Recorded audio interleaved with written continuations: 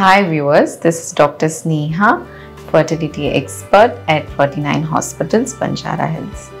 ఈ రోజు మనం IVF పద్ధతి అంటే ఏంటి, IVF ఎంతసేపు పట్టొచ్చు చేయించుకుందాం అనుకుంటే, అసలు మీకున్న డౌట్స్ అన్నీ we will talk about it. So IVF అంటే ఏంటి? IVF అంటే ఒక ఉమెన్లోని మనకి ఎగ్స్ తీసుకొని బయటకి తీసుకొని బెస్ట్ ఎగ్స్ అన్నది తీసుకొని మ్యాన్లోని మనకి స్పర్మ్స్ అది వీరకణాలు బయటకు తీసుకొని బెస్ట్ క్వాలిటీ తీసుకొని రెండు కలిపి దట్ ఈస్ అవుట్ సైడ్ అండి ల్యాబ్లో కలిపి ఒక ఎంబ్రియోని ఫామ్ చేసి ఆ ఎంబ్రియోని తిరిగి మనం గర్భసంచిలో పెట్టే ప్రాసెస్ని IVF అంటాం.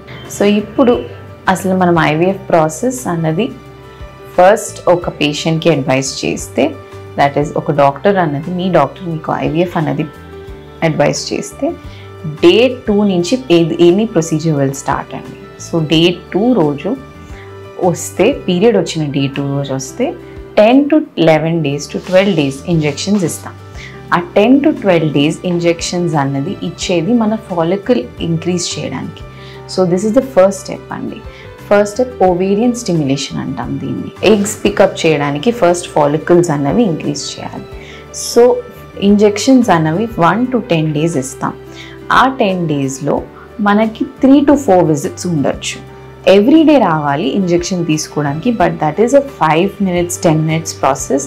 అండ్ మీకు ఏ టైం కావాలంటే ఆ టైం రావచ్చు. So that you don't have to restrict your work or office time కానీ anything you don't need to skip it. So ఆ 3-4 times స్కాన్ అన్నది ఉన్నప్పుడైనా బ్లడ్ టెస్ట్ ఉన్న రోజులు కానీ ఏమవుతుందంటే మీ స్టే ఇన్ ద హాస్పిటల్ కొంచెం ప్రొలాంగ్ అవుతుంది. That is to regulate and see how the follicles మనమైనా డోసేజ్ మార్చాలన్నా ఏదైనా ఉంటా we have to go for the procedure like scan ఇంకా బ్లడ్ టెస్ట్. ఈ 10 days మనకి అయిపోయిన తర్వాత ఒక ట్రిగర్ ఇంజెక్షన్ అనేది ఇస్తాం. ఆఫ్టర్ ద ట్రిగర్ ఇంజెక్షన్ అండి 36 hours తర్వాత egg pickup that is the second step in IVF. Egg pickup చేస్తాం. Egg pickup is also very small procedure.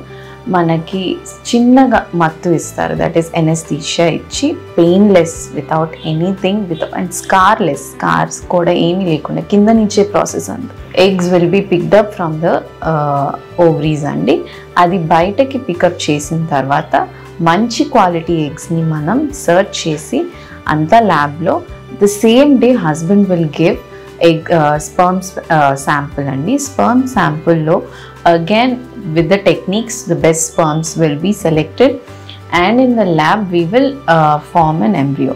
అది day 3 అవ్వచ్చు day 5 అవ్వచ్చు. day 3 embryos or day 5 embryos. ఈ day 3 day 5 embryos అనేది మనకి 2 types. ఇప్పుడు next step embryo transfer can be even fresh transfer అండి, లేకపోతే frozen. ఈ ఫ్రెష్ ట్రాన్స్ఫర్ అనేది ఓన్లీ 20 to 25% పీపుల్కి చేస్తాం. ఎందుకంటే ద సేమ్ సైకిల్లో ట్రాన్స్ఫర్ అన్నది will be very difficult because the hormones will be different and the ఓవరీస్లో మనకి ఫాలికల్స్ ఇంక్రీజ్ చేస్తాం కనుక they will all be big.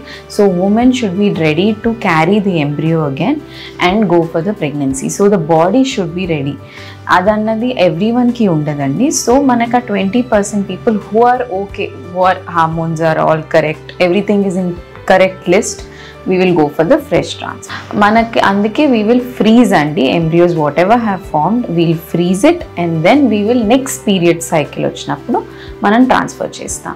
So ఇప్పుడు మనం first two steps that is ovarian stimulation and egg pickup అనేది సైమల్టేనియస్గా అయిపోతాయి 15 days ప్రాసెస్లో.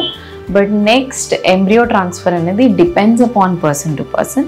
ఇమీడియట్గా అయిపోతే ప్రాబ్లీ 20 daysలో IVF అయిపోతుందండి ప్రాసెస్. లేదు ఫ్రోజన్ అయితే మనకి probably it might take 1.5 months to 2 months depending on your body. So IVF, this is the time period and this is the step-to-step process. Thank you.